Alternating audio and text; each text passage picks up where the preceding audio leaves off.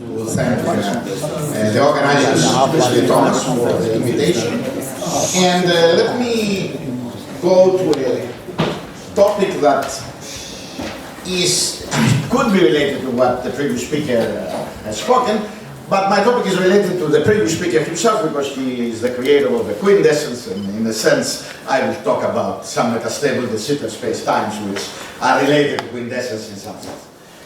But what I'm going to do is, taking advantage of this nice, exciting environment, I'm going to probably tell you why you shouldn't be doing these things, or why you shouldn't be doing quantum anomalies,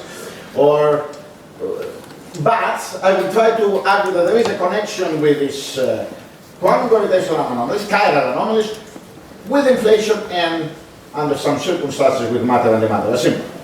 So the outline, please don't be alarmed, I will not cover all of this. I can if I want, but I won't cover all this.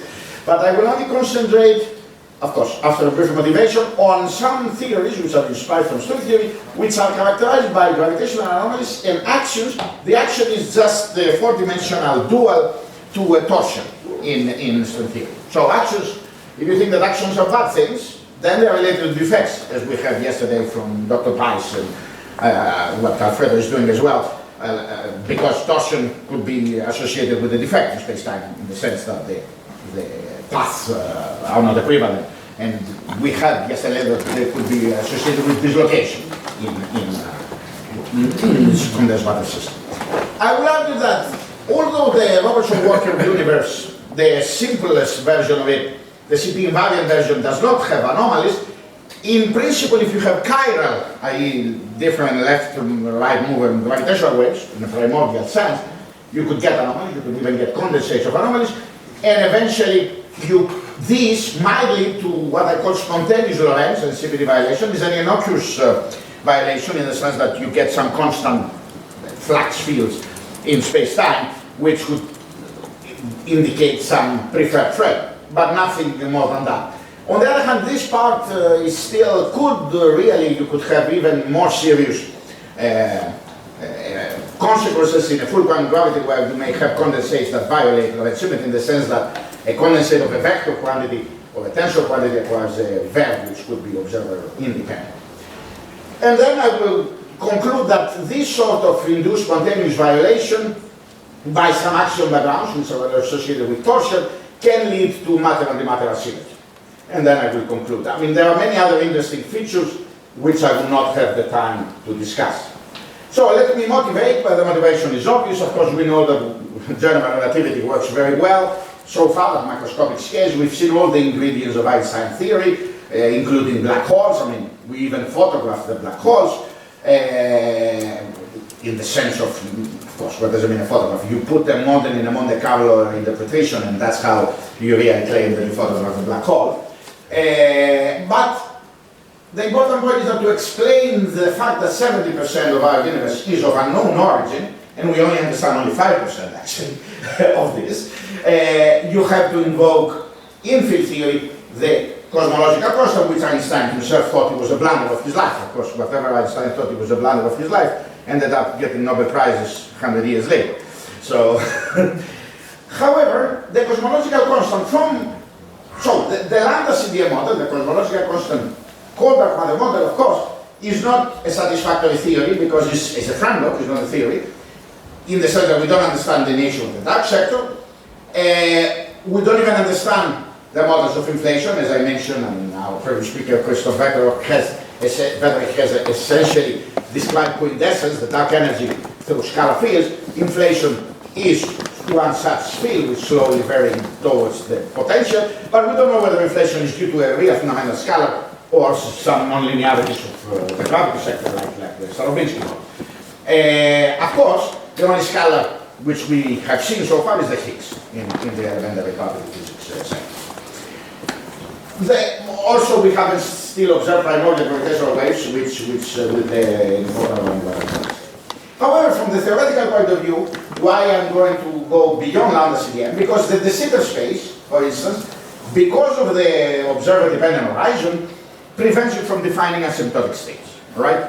It's like having an horizon of the black hole. The scattering matrix, we still don't understand how you can define it. And of course, perturbative scattering matrix is the basis of all string theory, and that's why string theory perturbatively is not compatible with lambda CDM. Moreover, even maybe non-perturbative string theory, according to recent Schwammler projections, have problems with the simple spacetimes. So that's one motivation, if you like, if you believe in Schwammler. The other thing, which I won't have the time to talk about, but you can fit that model to that, is that if you believe in the current cosmological tensions, in other words, in the discrepancy between fits based on lambda CDM and observations from local clusters, you may have discrepancy between whatever the lambda CDM predicts with the lambda constant with values of the Hubble parameter, but also galaxy growth data, so sigma 8 dash. So, that's my motivation, so I need to go beyond the standard model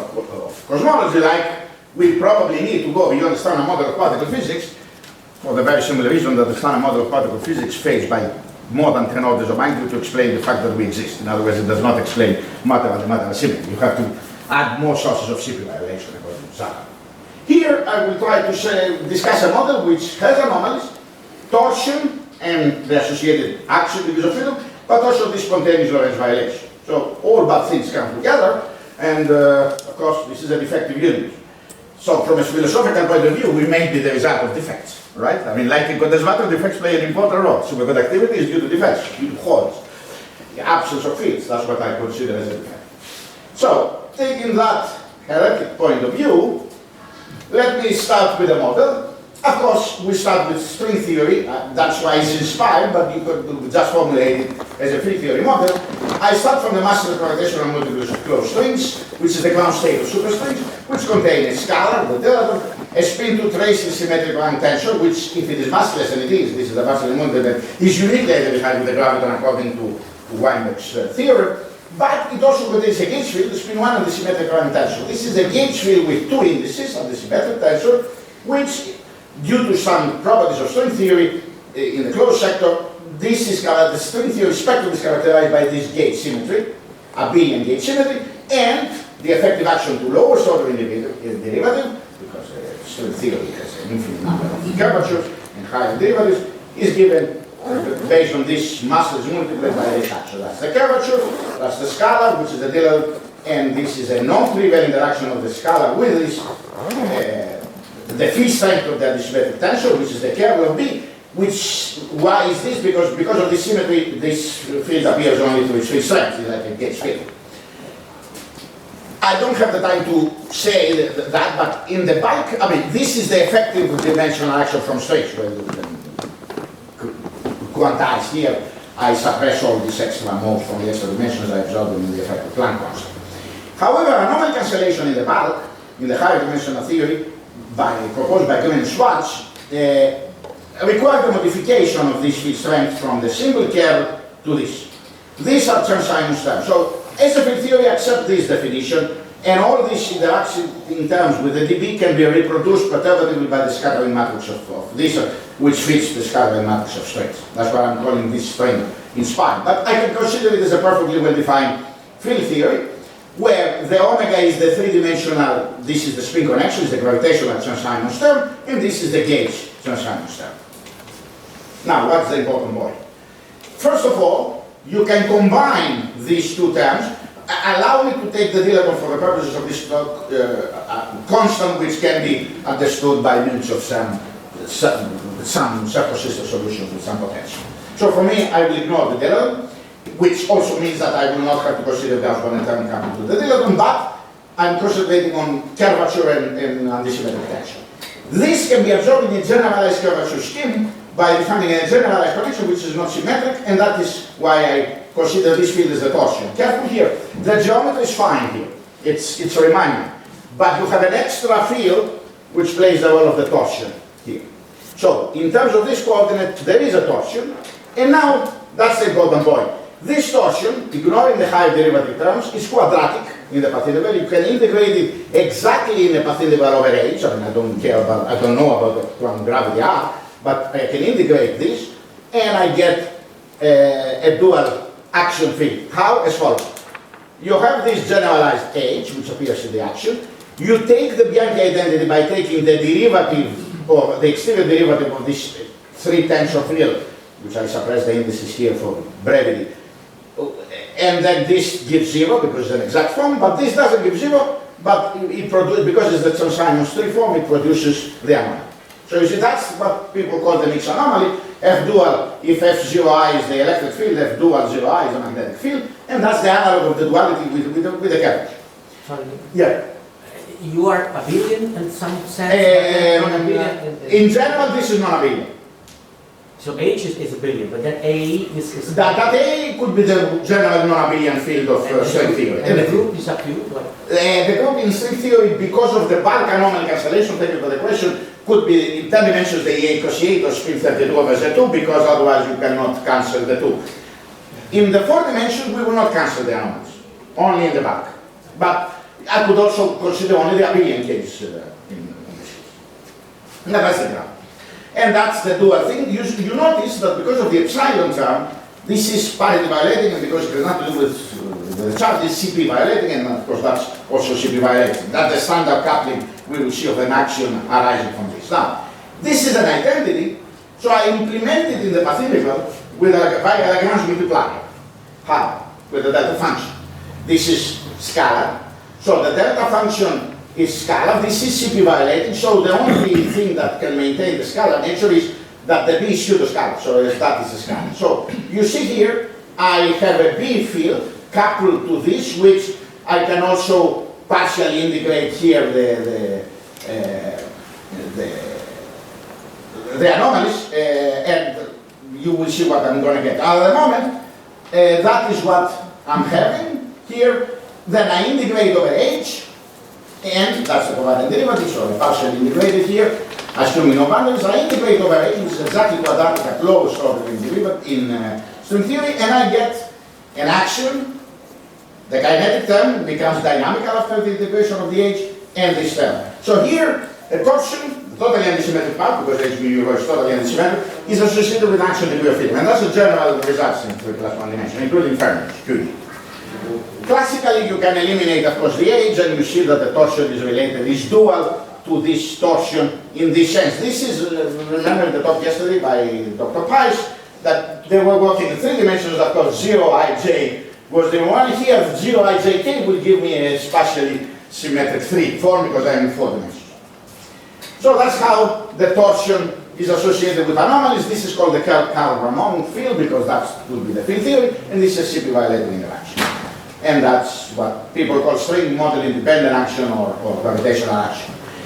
You can couple it to fermions, exploiting the fact that this is a generic torsion. The torsion comes with 3 gamma matrices. You apply this very simple identity in the gamma matrices, and you prove that the torsion is essentially this. So if this is symmetric in the Robertson worker, this is 0. If it is not, if you have the H, this is not trivial. That's the contortion in 3 dimensions. It contributes to the beta, and then due to this relation, you get that the fermions, of course, coupled to the axial current, which we also see in 2 + 1 dimension. Here comes a possible connection with what actually Christoph was talking earlier, how we can implement, of course, this is in 4 dimensions. If you have the axial current, in principle, this could also be related as a cellular automaton, but of course, it would be much more complicated. There's no strict bosonization in 3 + 1 dimensions, but that's, I think, is an interesting from what I heard before. So this is the model.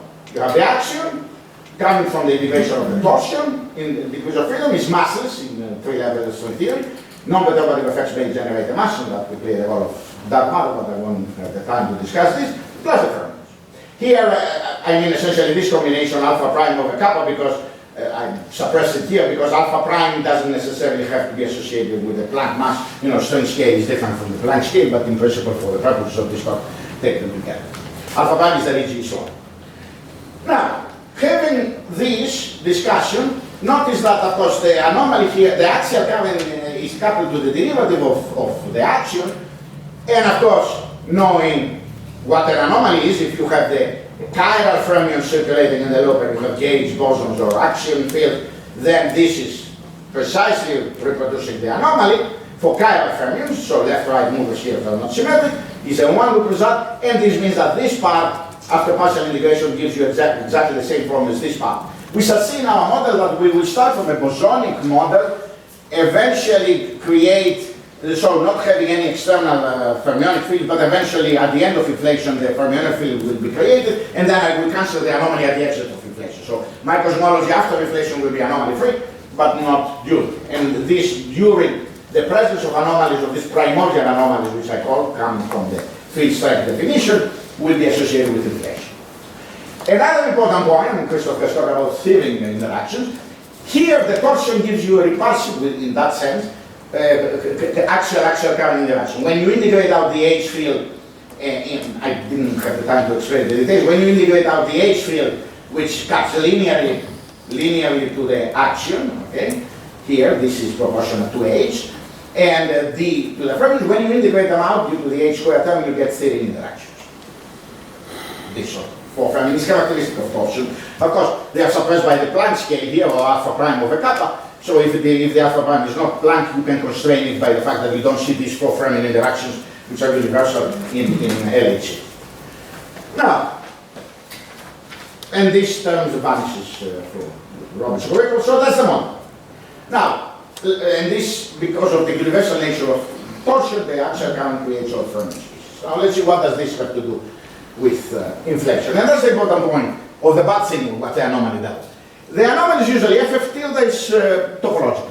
It does nothing. When you consider the variations of this term with respect to the metric tensor, you get zero, and that's why the axial coupled to FF dual terms, or in the U1 term E dot B, and the FF dual, if the gauge field is abelian, is electric term magnetic, does nothing to the stress tensor.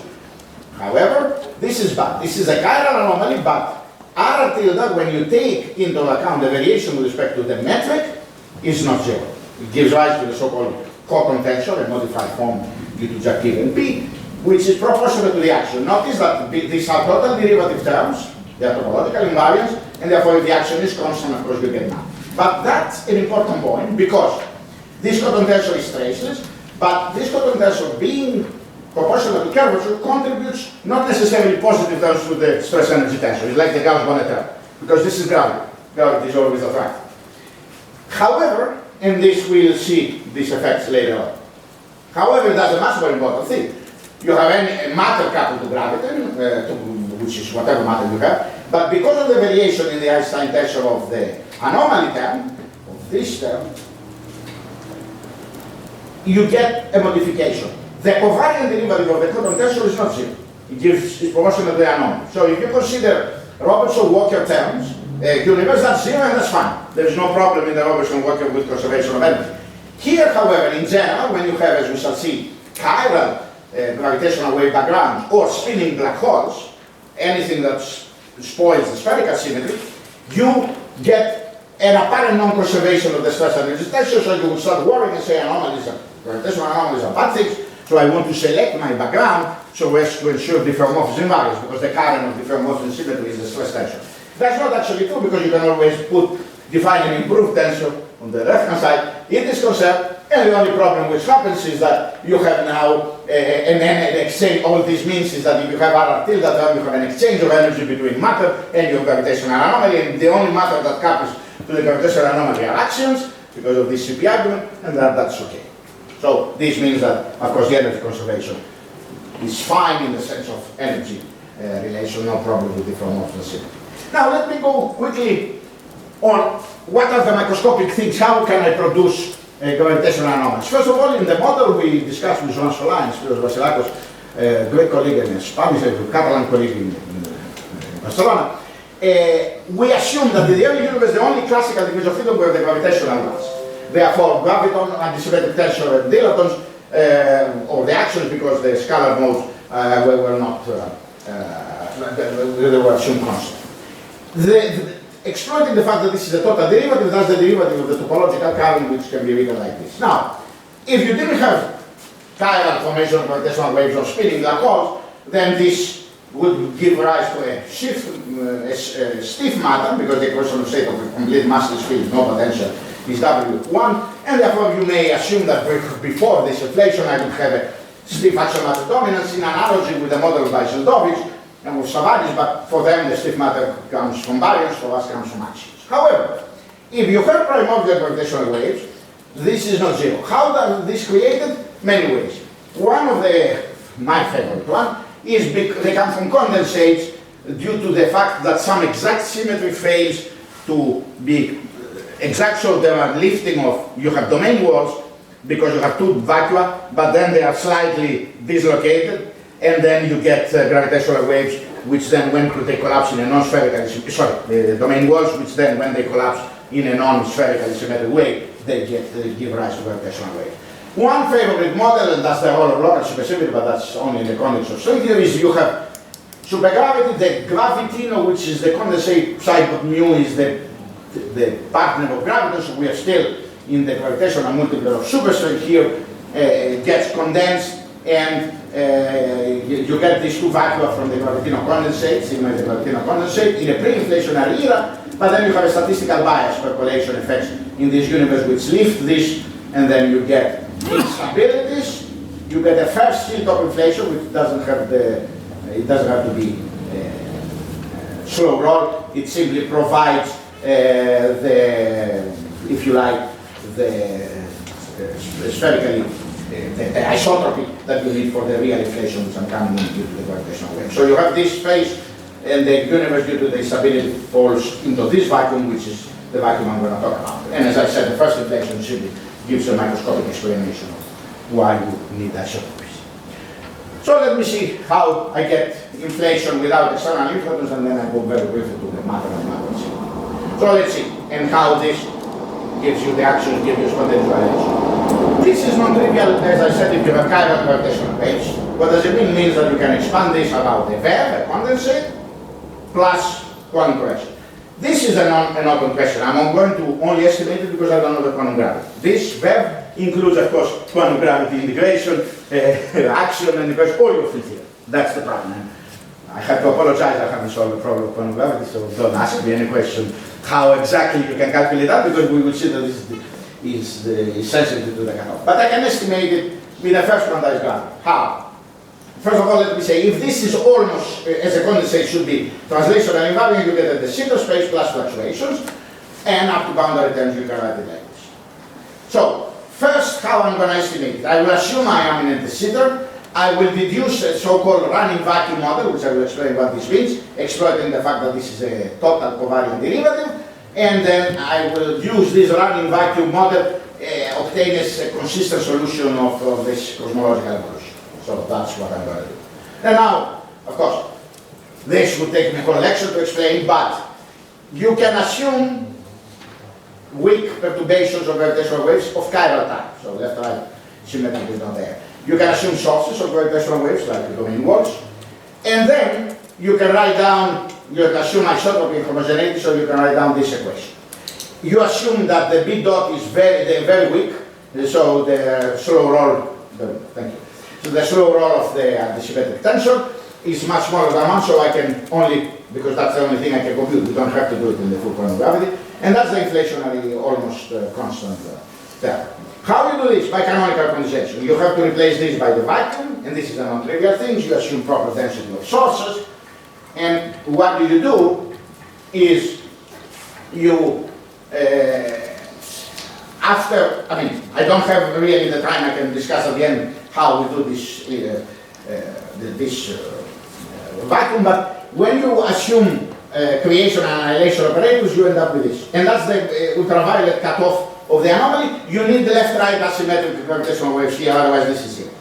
And because theta is proportional to k0, you arrive at an evolution equation which is proportional to k0, and that gives you the standard exponential dropping of any term if you have inflation. However, if you fine-tune these terms here, the cutoff, the density, and this value, you can almost get zero, almost the Sitter. It's not the Sitter, it's not constant, it's quintessence type, it's slowly varying. And that gets me to what I said earlier, like rhetoric, but without a fundamental scalar field. A scalar mode is hidden in the condensate, but it's not a fundamental scalar field. Nevertheless, it's quintessence. The quintessence doesn't have to be a fundamental scalar field, it's an effective, correct description. So, you can fine-tune the cutoff, the ultraviolet cutoff, that's what I'm saying. Unfortunately here this is cheating because I only assume with gravity, but of course near the ultraviolet energies you may have all sorts of problems, microscopic black holes, all sorts of towers of strength states, so nobody has computed this exactly, it's just an estimate. If you assume phenomenology of the Planck scale to be 10 to the minus 4, then you get Planckian energies. But this is having a constant solution means that the B dot is proportional to ijk, ijk. This is like a flux field, it's like having an electric field in space-time, so that's spontaneous violation. Nothing else. It's a constant thing. Not those Planckian modes, you get a slowly running field, which is B dot, that's the solution. This is constant, so you can parameterize it like this, and of course you can use phenomenology and Friedman equation of motion from the condensate formation to estimate that 10 minus 2. The Planckian thing means that you can either assume that I have order 1 domain walls per Hubble parameter, in which case the effective ultraviolet cutoff in string theory is the string scale, or if I have 1, the string scale is restricted, otherwise you absorb this in the string scale. So more or less assuming this value of domain walls density per Hubble volume, you get high string scale. Now, this you get inflation. Why? Because bi dot is linear. You solve it. You assume that this has to be bigger. That's if you assume the phenomenology of 55 inflation. HT is the number of unfolding. So if this is bigger than 10 in Planck, you are okay. Here, you would worry because you violate the distance, as they call it in field space, conjecture that the B dot, the value is higher than in Planck. But that's not true because the effective action depends only on B dot, which is subplanckian, and also you have a metastable de Sitter space. So there's no problem with Schwann here. What you've proven though is that because of this dominance of the condensate, the energy density which consists of axions, Chern-Simons terms, and cosmological constant, this condensate has this form, h to the 4th power h squared. This is what is called running vacuum, because this is mildly time dependent. You can prove, classically using properties of the cotton tensor, which I don't have the time to go through that, the equation of state were it not for this vacuum would be of phantom matter, but the condensate makes it another de Sitter despite its time dependence, and that's the true running vacuum solution. So indeed the h to the 4th term are dominant, that's a theoretical error, support the one, and they are dominant in the early universe, and these they drive inflation. You see, this is non-linear. It's like R square, h is a square. But the condensate, there is a scalar mode but hidden in the condensate, not coindescence. That's what I call it inflation, and if you have this form generically, and you assume that the lambda with this equation of state and then the lambda is time dependent, then you can write h dot, you can approximate it at any brief era with an h square term. You take the energy conservation and you prove that that's the evolution equation, the h term gives you this solution, and you see this is the scale factor for early universe to get an early de Sitter space in a self-consistent way. And that's what we've done. You notice that this is CP violation, so here is another root of CP violation, unlike Zakharov's, due to the nature of the anomaly. So, I'm not gonna, this negative part is due to the negative coefficients of the Chern-Simons term, as I said, and there is a slow roll which gives you this undiluted background, which remains until the end of inflation, and that is important for optogenesis. And now allow me to go through very quickly. That's the inflation. There is chiral matter now generated by the decay of this vacuum. This decays slowly. We have seen how. Is like this. You see that's increasing, so it decays slowly, and instead of having a scalar field oscillating, you have the decay of the vacuum itself, which generates chiral matter. The chiral matter creates their own anomalies, as I explained. They cancel after inflation, but you can leave chiral anomalies left over, and then you get some time dependence, which I don't have the time to do. But because this background is remaining more or less, it's temperature dependent at the end, but very mildly, you get right-handed neutrinos decaying, in the standard model, in this background. If this background is approximately constant, you get a lepton number violation because the interaction of the right-handed neutrinos with the background, which is B0, pick up an effective mass, which is different between B0 and minus B0. This is because it's CP violation. Now this is an important point which I want to make comment. What does it mean to have a particle number depending on a background? Well, if the background is due to condensate of quantum gravity, there are no global symmetries in quantum gravity. So that's the only consistent framework that you could consider that as a lepton asymmetry. That's the lepton asymmetry. But the difference is that this is in 3 level in contrast to the standard way, because you can compute, and that's how you compute it. And you assume then that after having this vector asymmetry proportional to zero, you communicate it through Spalman processes to the observer. Oh, that's perfect. Actually, this is my penultimate transparency. So you can estimate the background here. Of course, I cannot predict it unfortunately because that's a vacuum solution, but you can predict the ratio of the background to the right-hand neutrino mass to be 10 to the minus 8, and then you communicate it to get the correct. So this fine evolution. I have some other transparencies where the dark matter can acquire a mass, but I will not discuss it. Neither the cosmological data. I will go directly to my conclusions, because the cosmological data is a postdiction. We don't know whether this is statistical or not. So my conclusions is, I presented a cosmic cycle where I started from stringing gravitational action, torsion essentially, and then if these actions acquire a mass, which I didn't have the time to discuss, they can even play the dark matter, I invoke spontaneous Lorentz violation and dynamical inflation without external influence associated with the condensate and the parts and the whole, if you like. I may paraphrase Carl Sagan and I say that if you believe this representative scenario, we are anomalously made of stuff, all right? So, because that's what Carl Sagan said. So, thanks very much.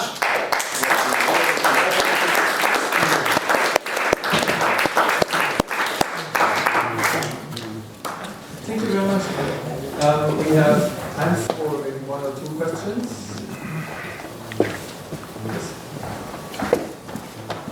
Thank you for the talk. Let me see if I understand well. Your H is your torsion, right? The H is the torsion, it's totally antisymmetric. Yes, and somehow the derivative of B is the contraction of epsilon with the torsion. Absolutely. In 3 plus 1 dimensions. Right, this is why you get one index. Of course, otherwise... yes, otherwise it's... Okay, this is first to understand this. And is it possible that we have, even if you have this contraction, that this derivative is 0, but B is not 0? If B is constant, yes. The action, yes. This derivative is 0. So in the absence of torsion, I will not have this action. It will be a constant action. Okay. It will be a constant. And is it possible that we have a theory with theta term, the classical theta term? Of course. Theta, F wedge. Yes, in string theory you have other actions. However, in this one, even this B, so you have many actions, not only the geometric, not the ones that are associated with torsion. That's the normal one. But in something which I didn't talk about, you may have, if you have cancellation of gravitational anomalies, but you have chiral anomalies, for instance, gluons here, this B field, instantons, at some scale, could be the QCD or whatever, create a mass for this B field. That would give you a mass, and that thing could play the role of that matter, of that action. But, so, that depends on the phenomenology. Thank you.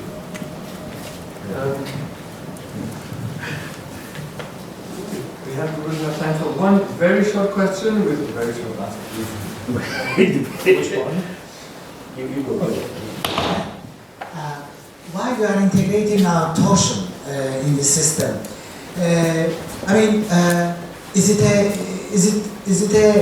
a heavy degree of freedom to be integrated out, or it's exactly quadratic at lower? Yeah, there are higher derivatives, but it's exactly quadratic. Okay. So it's a Gaussian integration in the particle. I see. It's e to the minus x squared. That's the only advantage of this. So it doesn't have to be massive torsion. I mean, there are people with massive torsion. That's a different issue. But here is an exact integration. But even if you don't integrate, you get this duality. You get it. You can get it classically by as a classical solution. You can still get it. And then you replace back this solution in the action, and you get the same thing. That's why it's duality. At lowest order in derivative. Higher order in derivatives, of course, in string theory you cannot do it. It's not an exact. It's nice that torsion is given by this. Yes. Usually any torsion to first order in derivatives can be integrated exactly in the CT. Thank you. The total English method part. Let us thank Nick again.